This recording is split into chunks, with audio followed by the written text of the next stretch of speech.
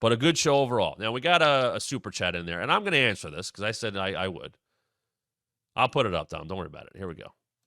I got it. Chris Forte, thank you for the super chat. Thank you very much. Hi, Matt. I love the bump with you and Kayla. Do you think your lack of chemistry, in my opinion, with Megan was the reason for your release? I think Mackenzie would have been a better replacement. Oh, how diplomatic am I going to be about this one? You're right about the lack of chemistry, 100%. I don't know if that played into it. I know that show doesn't exist, so who knows? That show hasn't been on in, May? Months? I don't know when it's coming back. I don't know if it's coming back. It seems to be out of the way now. The show was not the same without Kayla. 100%.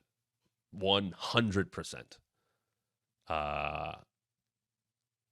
I'm going to get to this in probably a couple weeks because we're going to probably do some more discussion about my hiring, which is, I know I started 5 years ago next month, probably 3 weeks from now, and I think we'll go into that a little more detail. But Kayla and I hit it off immediately, and Tom Phillips gets a lot of credit for that because he told Kayla, hey,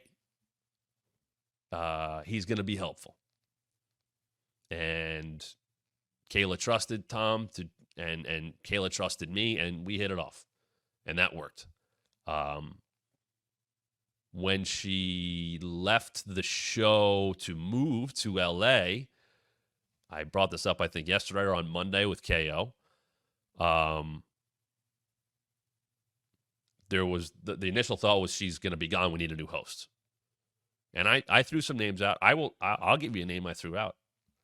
I don't think she was with the company at the time, but she wasn't anywhere else. I don't think that I wanted Billy Kay in the mix. I don't think I've ever said that publicly. It didn't come to fruition. I can't remember that time. That's a couple years ago. I think they were at Impact by that time. But they had brought in Tyler Breeze to do up, down, down stuff, not wrestle, to do stuff for digital. I was like, I'll be the straight guy on the show to Billy Kay. I think it could have worked. I think she would have been hilarious. She's very funny. She's a lovely person. She's got a kid now. She's acting. I'm very happy for her. Those two were both great. Peyton and Billy, Cassie and Jess, whatever you want to call them. I would have, and I didn't push that hard, believe me. And then it was decided that Kayla could still do the show from LA, and that was tough. And I don't blame Kayla for that. She got the A-OK from the very top of the company to go do that. And she did the shows from LA, and that was tough. You had a host on one coast and you host on another coast, and that was the pitch. Hey, we got hosts on both coasts. We're not going to push the show still, but that was the idea. And that's tough when you have studio guests. And then every time, Kayla, why aren't you here? Oh, I'm in LA because I moved here because that's part of the show. And then at some point, she stepped aside. And no, it was never the same. I wanted it to be Jackie. I think that would have worked great. They had bigger plans for Jackie. Jackie was a very busy person when the switch was made because of hockey and covering the NHL for TNT. That was a big deal, as it should have been. She didn't, she was doing both. She still does both. She doesn't have hockey to cover right now, and she got the move to Raw, but Jackie and I hit it off immediately. Jackie was a seasoned pro before she came to WWE. When we did our tests for Raw Talk and SmackDown Lowdown, which would have been early July of 2019. No, that's wrong. 2021, I'm sorry. 2021. Because the idea was, hey, we're bringing Raw Talk and SmackDown Lowdown, or whatever the hell, Talking Smack, they changed the name. We're going to take it off the road. And this is the third iteration. The original one was Brian and Renee. It's the best one. You don't have to tell me. That was the best iteration. And then they did it from the Thunderdome. And they had it set up at all times. Now, I will tell you, there is money involved in that set because you're taping it after a show's over. So that means crew's got to stay around. That means the table's got to stay around. Transporting that thing was not easy. So they went, okay, we're going to take it off the road. It's going to become a studio show. So we went from Renee and Brian to basically, and I know there was Kayla and Heyman, to me and Jackie. I knew it was an uphill battle. I had no problem with that. I knew people weren't going to like the show right away. I knew people that were never going to like the show because I wasn't Paul Heyman. Totally self-aware about that. He brings something completely different to the table. Sure, better to the table. He also is allowed to do more. That all plays into it. So Jackie and I knew what we were dealing with. And then Jackie had to deal with some visa issues because she's Canadian about getting hired.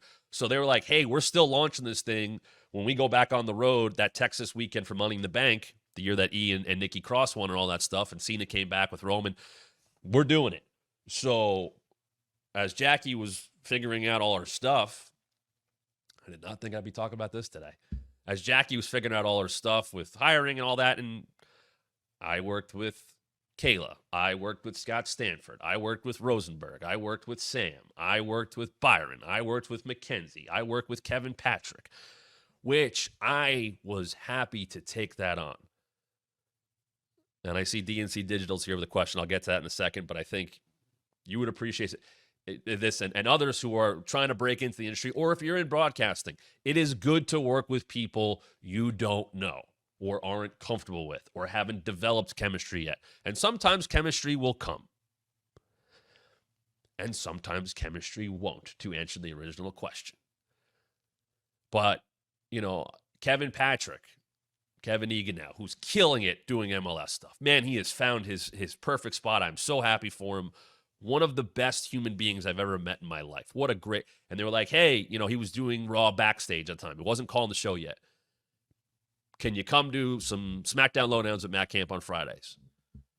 And we did. And he was a great host. And he would pitch to me. And sometimes I would host, whether it be with Rosenberg or whoever.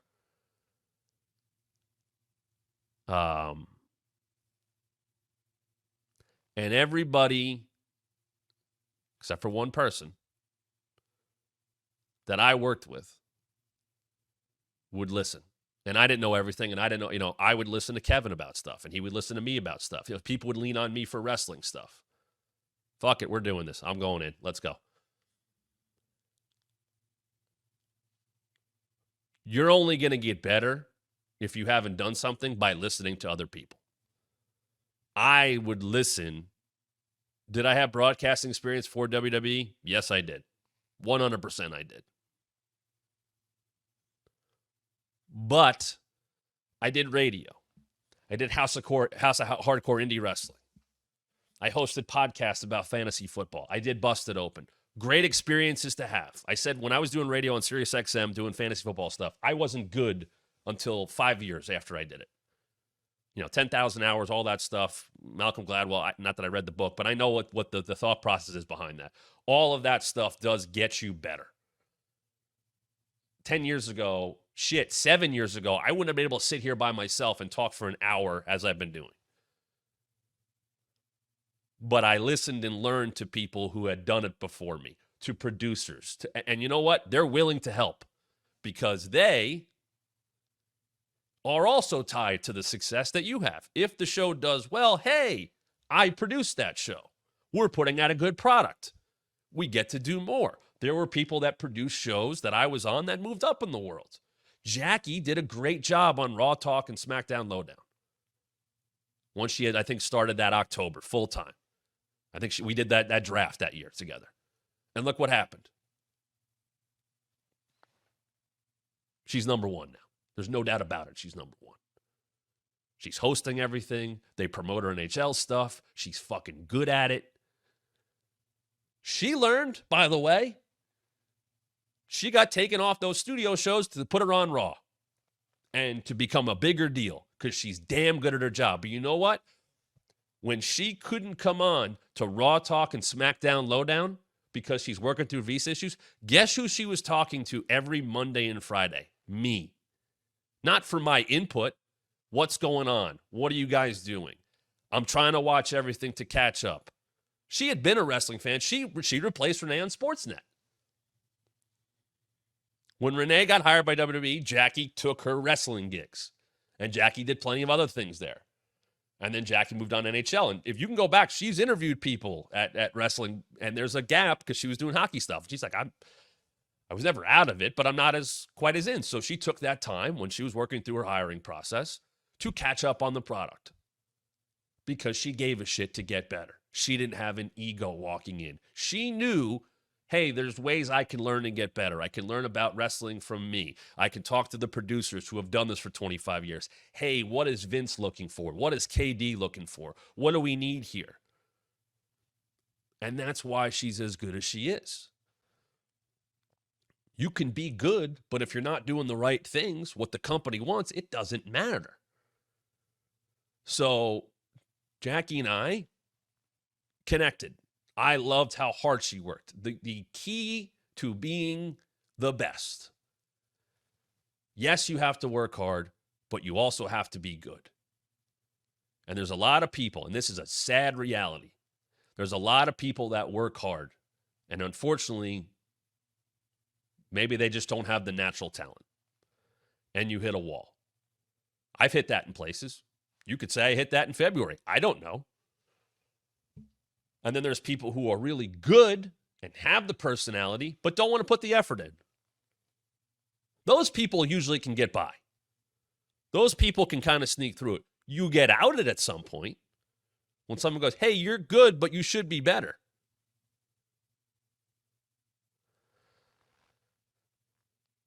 Jackie worked hard to be better. Kevin Patrick worked hard to be better. Byron Saxton's been doing it for 20 years. What can I do? I'll do it. And he's filled every role. He's been taken off things. He's been put back on things. He's handled big stuff, little stuff. Hey, we need you on Level Up. Nigel's gone and Sudu's gone, and we don't want to fly Matt down there anymore. Okay, I'll do it. Oh, you're also doing SmackDown on Fridays. Okay, I'll do it. Oh, you're on Mondays now. Oh, you were on the Raw commentary team. Now you're on the lowest show we have. Okay, I'll do it. That is an example of someone who gets it and is not out there for themselves because it's not about them. It's not about that. When you're in that role, you are working for the company. You're working, I always said this, to get everybody else over, to present the storylines. You're playing a role. You can have a journalistic background. It doesn't mean you're an actual journalist. You can use those traits, but we're all playing a part of the show. So, to bring it all back around.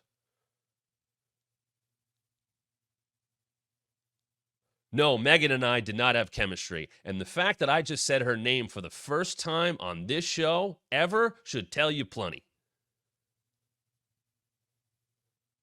It didn't work. I tried to help her. She didn't want the help. Shit, I'll go further. Michael Cole was checking in with me on how she was doing. And I would have to tell him, she doesn't really want the help. Now, I'm not there anymore, and she is. So call that for what you will. No, we did not have chemistry. I knew it. And by the way, I tried to help. I wanted her to get better. Initially, she wanted to get better. Hey, you're going to be in town for doing this community event? Why don't you come sit backstage and watch Raw Talk? We'll show you everything we do. Hey, you're still here? Why don't you come sit and stay around for the bump this week? Hey, that would be cool if we put you on the show. And you can do this. And those things happened.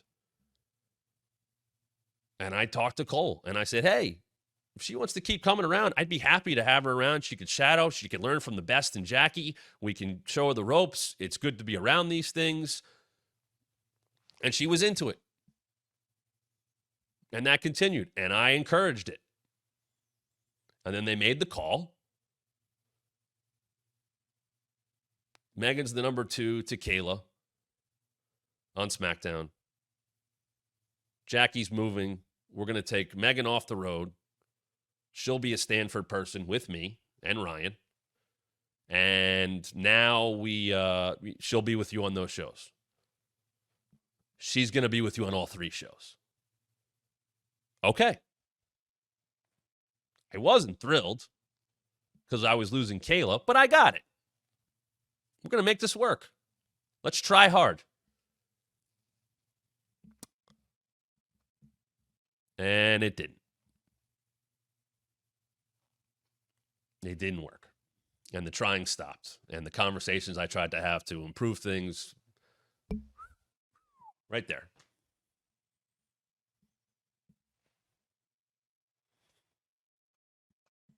So, no, we had no chemistry. And that's what happened. You don't always get what you want. You try to make the best of the situation, but I can only help so much. And now that show doesn't exist anymore. So I didn't want to talk about that for the longest time. I'll be straight up with you. Let me add one more thing because it needs to be said. I talked to you about the people that reached out to me when I got let go. People that I didn't talk to on a regular basis. Drew McIntyre. Byron Saxton called me. A lot of, and I don't need to say everybody, but the people I worked with closely who didn't know that it was happening or did know who whatever reached out. People I didn't even like reached out. Kayla and I talked a bunch. I still talk to Jackie all the time. Produce, you name it. People reached out. You know who never said a word to me? Because this needs to be said. Because I'm kind of tired of this shit. Megan never said a word to me. I got let go. That show went on the air Wednesday. And I get it. They don't acknowledge those people. Not a fucking text. Nothing. Nada. So remember that when you help people out. Remember that. I am more than willing to help people out. I love getting questions from people about broadcasting. I love getting emails, and I try to answer as much as I can, whether I know the people, if a friend reaches out to me, whatever it may be. Hey, can you talk to this? Hey, you know why? Because I had those questions coming up. I had those people that I could lean on. Hey, can you give me some advice? What am I supposed to do here? That whole thing of like you meet going up, on your way down, you see those same people. I try to remember that. And it's a very, very, very, very good thing to remember. And I'm sure this is going to cause some shit on the internet. And I don't really care because I don't work there anymore and I don't talk to her. And she clearly has no interest in talking to me, even though she was given help. And she can deny all this shit and whatever. I don't care. It's the truth. And enough people know that. People I care about know that answer. People she works with know that answer because I said it before I left. And you know what? If you want to connect those dots, I've been trying to do that since February. It's probably true.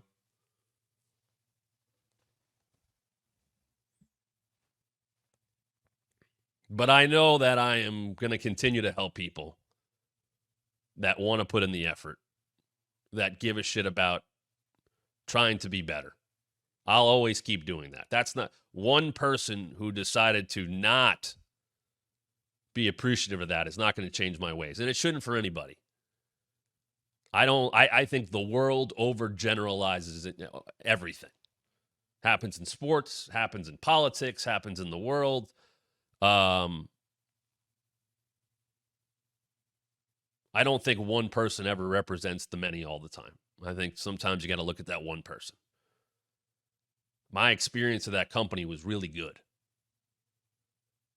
I liked almost everybody I worked with. And I knew how to handle the ones that maybe I didn't or I didn't get along with, or vice versa. And that's okay. I'm all right with that. That's life. You don't become friends with everybody you work with. Sometimes you do, and that's awesome. Sometimes you meet people that stay in your life forever.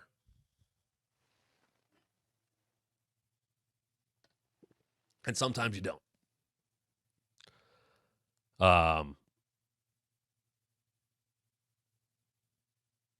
So yeah, I haven't told that story for a reason, because I didn't need to. But sometimes you got to say stuff. So I said it. And that's all the truth. I have no reason to lie about that stuff. It's going to get me nowhere. I'll probably get some shitty messages about all the stuff I just said. I don't care. I'd rather be truthful, and sometimes it's good to know the true colors of people. So, there. Thanks for the super chat, Chris. Hey, this is Matt Camp. Thanks for checking out one of our recent clips from the Wrestling Mat. Why is someone so close to The Rock kind of throwing Cody under the bus? Yeah, a lot of people won't engage with Jim Cornette. I did, just because I have a mark for Jim Cornette. And Please subscribe right now. Hit the like and turn on notifications so you don't miss a thing. And I think you should listen to your TV partners. Let me tell you about WWE and a little insight. More subscribers means more content. And make sure you follow us on social media at WrestlingMat23 on both Twitter and Instagram.